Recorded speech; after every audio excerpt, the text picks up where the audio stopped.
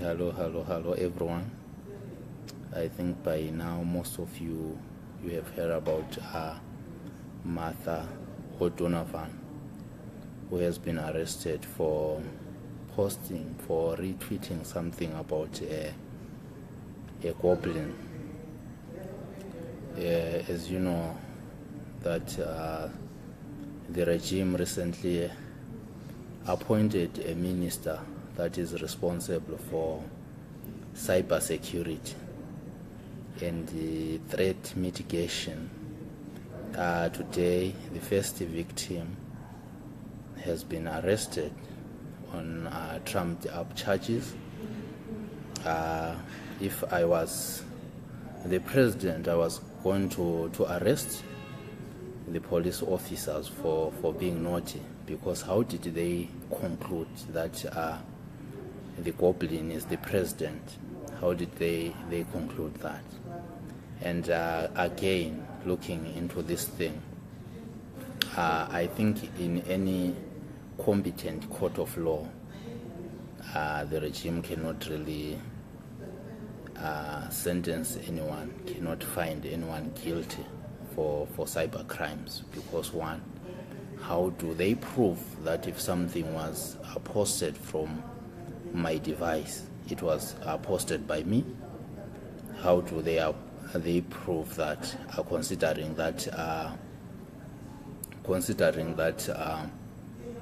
some software can be installed by some hackers behind the scenes and be posting from your account? So how does the regime prove that it's really you who posted something against them?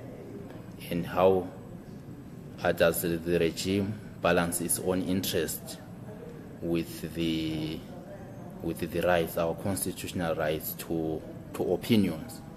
I have a right to my own opinion to think that if something is a goblin, you cannot really prevent me from having such opinions. And I think at most what the regime can do is to intimidate people. It can only intimidate people and take away your devices for some time, but I think they cannot really they cannot really prove anyone guilty. So I think most what they can do is to intimidate people by these laws, but they cannot really sentence anyone to prison, because the process of taking someone to court over these crimes. And besides, I think the other issue is to really get your devices in a safe place, like bury them, wrap them with plastics and bury them on your gardens overnight, because really they need a lot of technical expertise to sentence anyone to court. So I think what we need here is these guys, they should be arresting the economic problems instead of following citizens who are frustrated by them. Just imagine that if there were enough economic opportunities, we will not be complaining against this regime.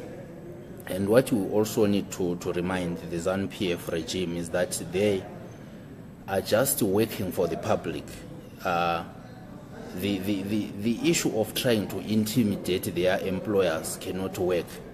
They are working for the employer, for us as the public. So if they are no longer interested in this job, they should just quit and give us our country back. And I don't think if Mugabe is in Zwimba farming there, we will not be following him there.